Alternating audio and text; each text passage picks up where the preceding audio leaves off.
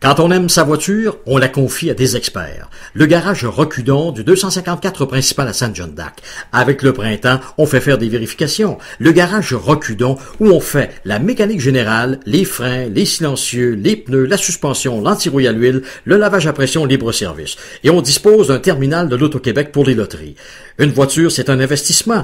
Confiez-la au garage Recudon de Saint-John-d'Arc au 276-7527, qui veut souligner le mois de l'arbre et de la forêt. La Société sylvicole du secteur de Mistassini œuvre dans le domaine de l'aménagement de la forêt et le reboisement forestier. Notre société emploie plus d'une centaine de personnes dans la région.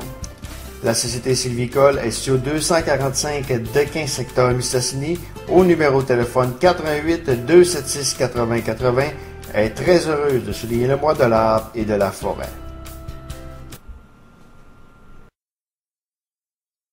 La prochaine entrevue est faite en collaboration avec le Grand Prix de Trois-Rivières qui sera présenté le 3, 4 et 5 août prochain. Vous pouvez déjà réserver vos billets pour cette 43e édition en allant visiter le site www.gp3r.com. Donc, je répète, www.gp3r.com.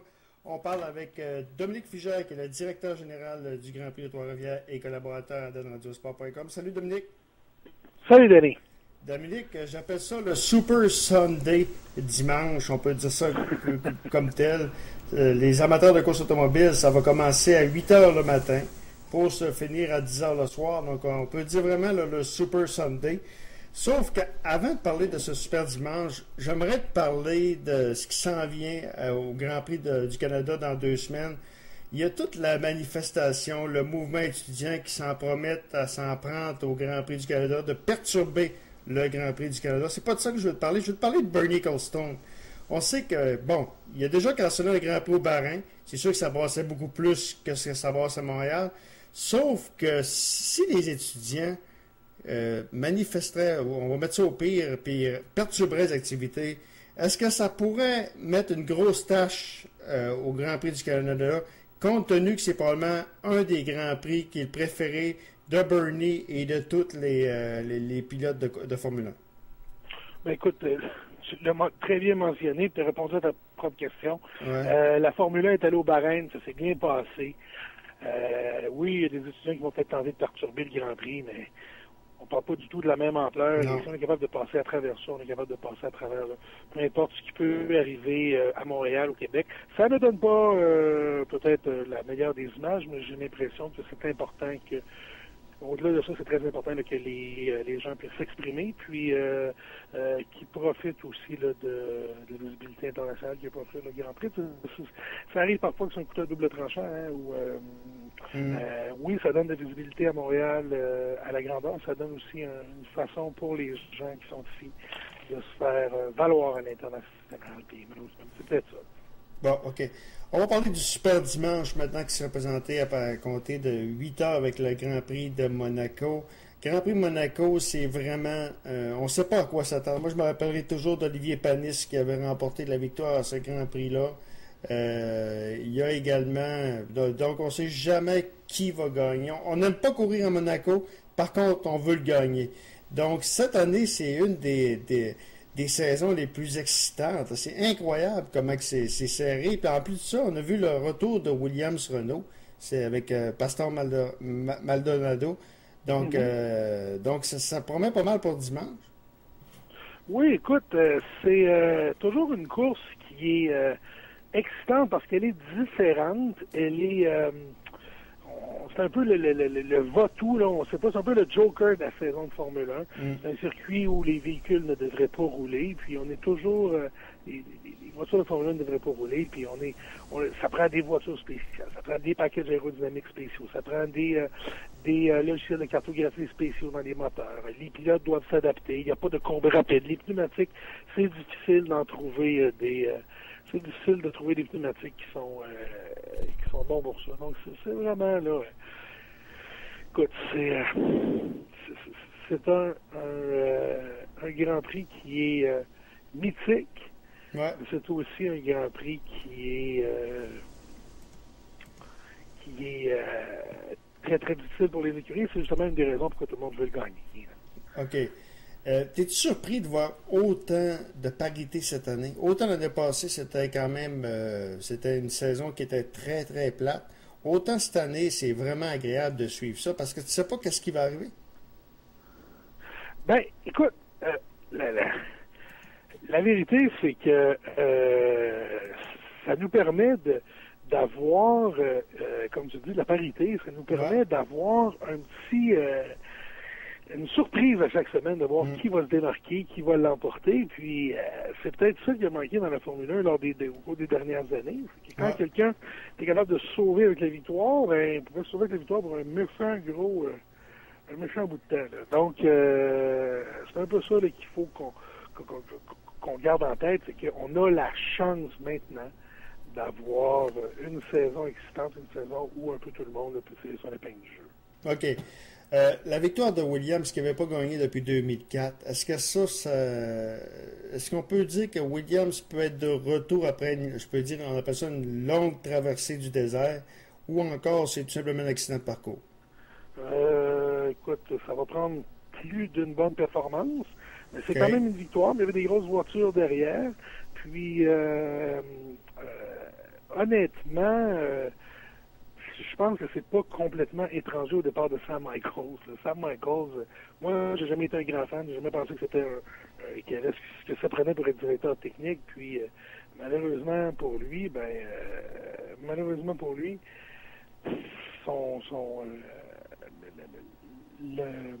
le track record, si on veut, son palmarès, nous donne un peu raison. Là. Okay. Donc, dans le cas de Sam Michaels, il est parti, il a été remplacé, ça semble très bien se passer. Puis c'est vraiment la consécration pour Williams. Comme tu dis, il faudra voir un peu plus tard pour voir si ça vaut la peine, là, mais pour voir si ça va tenir le coup, mais à date, je dois dire que c'est vraiment intéressant. OK. Juste avant de passer aux 500 000 d'Indianapolis, Michael Schumacher est 18e. On dit tout le temps que le comparable, ce qu'il faut comparer en F1, c'est faut le comparer avec son coéquipier. Or, je regarde, Rosberg est 7e, une victoire, 2 top 5, 3 top 10. Schumacher a seulement 2 top 10. Lui qui a été un grand pilote. Est-ce que ça va mettre un petit peu un œil au beurre noir à sa carrière? Tu sais, on dit tout le temps, il faut savoir se retirer au bon moment. Oui, mais en même temps, il est encore capable de grandes choses. On l'a vu l'année passée à Montréal. Ouais. Il est encore capable de tirer son épingle du jeu. Je pense pas qu'il soit fini. Est-ce qu'il va redevenir aussi dominant qu'il l'a jamais été? Je pense pas. Il ne faut pas oublier qu'il y a plusieurs critères. Là. Puis, il roule pour une écurie allemande. C'est un Allemand. Une écurie qui est associée à un manufacturier allemand qui vend beaucoup de voitures en Allemagne. Pas sûr que c'est une si mauvaise idée que ça d'avoir Michael Schumacher au volant. OK. 500 000 d'Indianapolis, c'est une course d'endurance. On l'a vu par les années passées. C'est vraiment une course où la patience est de mise. C'est Ryan Briscoe qui va partir en tête et celui qui a parti en pôle l'an passé, Tagliani, 11e. Qu'est-ce qu'il faut s'attendre de ces 500 000-là? Ben, écoute... Je pense que c'est clair depuis le début de la saison. Les Chevrolet ont très bien fait les devoirs. Ouais. Les Honda font une lutte de rattrapage. Puis là, dessus, on n'en parle même pas. Jean Lévy qui était quoi, 10 000 à l'heure off, 4 000 à l'heure off, pardon, lors des qualifications. Une chose est sûre, c'est que les vitesses sont pas énormément élevées par rapport à ce qu'on était habitué de voir. Est-ce que c'est grave? On le verra au final. L'important, c'est que les voitures soient toutes à peu près comparables. Les Chevrolet ont bien travaillé. Penske est une équipe fantastique. Je pense que la part de Briscoe le démontre une fois de plus. Pour Tagliani, ça risque d'être pas mal plus difficile. Là. Oui, il a signé le 11e temps. Il faudra voir comment ça va se dérouler pour lui, mais pour Alex...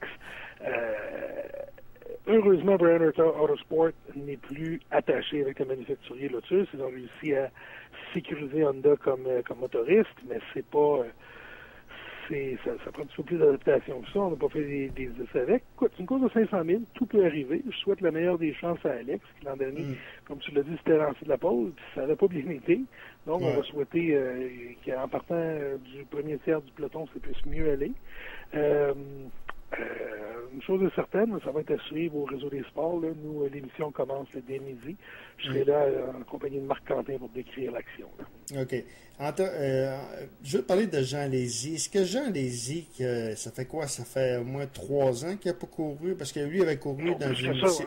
Ouais, mais une série de... Il avait pas couru une série de légendes à un moment donné où les pilotes... Bon, il a couru dans la même série que Jacques Villeneuve. Là. Ouais. Dans le désert, là, mais bon. Est-ce que c'est une bonne idée pour lui, les 500 000? Parce que, tu sais, c'est pas un pilote qui a couru dans les ovales, c'est un super speedway en plus de ça, c'est quand même assez rapide. Comment tu trouves ça, toi, que pour lui, là, un vétéran comme Jean Lézy? Ben, je pense que, côté marketing, l'idée, c'est une riche idée, c'est bien intéressant. Okay. Mais côté comment je te dirais bien ça? Être dangereux. Performance sportive, ben, Lotus n'est pas là. Okay. On le voit bien. Allez-y, c'est un ami de Lotus. C'est Lotus qui l'a placé là. L'écurie n'est pas là. Il n'a jamais couru sur un ovale. Il n'a jamais été vite comme ça. Il n'a pas avoir couru en Formule 1. Il n'a jamais roulé à 215 000 $ de sa vie. Non, c'est sûr. Donc, c'est ça. Puis on le voit bien avec les résultats, mais je pense que c'est plus un problème de motorisme, un problème d'écurie qu'un problème de Jean Lézy. Là. Il y a les réglages aussi. Tout l'aspect réglage d'une ovale. Quoique ça demande un peu moins peut-être qu'un circuit routier, mais ensuite. Terminant. Le Coca-Cola 600, ça va se passer à 18h immédiatement après les 500 000 d'Indianapolis. Greg Biffle est en tête du championnat. Jimmy Johnson, qui était assez dominant et 6e au cours du championnat. Donc, le Coca-Cola 600, c'est toujours une épreuve assez intéressante. C'est toujours une épreuve intéressante. C'est l'épreuve la plus longue de la saison. Je vais te faire une prédiction tout de suite. Là. Moi, je suis pas prêt encore à donner immédiatement le trophée à Jimmy Johnson, mais pas loin. Lui, l'équipe a finalement réussi à trouver le problème qu'on avait, là, puis ça roule très très bien pour eux. C'est vraiment là une équipe solide, et puis on a trouvé ce qu'on cherchait côté réglage. On a gagné le shootout, la course des étoiles la semaine dernière. Donc il va être à surveiller. Lui, surtout que c'est un gars qui est en forme, 600 000, ça ne l'énerve pas. Vraiment, là, on est en bonne posture. OK. Ben Dominique, très intéressant encore une fois. On va se reparler dans 2 semaines pour le Grand Prix du Canada. On espère que nos étudiants pourraient dire ne rendront pas la situation plus difficile qu'elle l'est déjà. Donc, on se reparle pour le Grand Prix du Canada. Oui, on va être là-bas, puis on va s'en reparler certainement. OK. Donc, on rappelle que cette entrevue a été faite en collaboration avec le Grand Prix de Trois-Rivières, qui sera présenté le 3, 4 et 5 août à Trois-Rivières pour la 43e édition. Vous pouvez réserver vos billets au gp3r.com. Merci beaucoup, Dominique. Merci, Danny. Salut tout le monde. Voilà, Dominique Figère, qui est notre spécialiste de course automobile.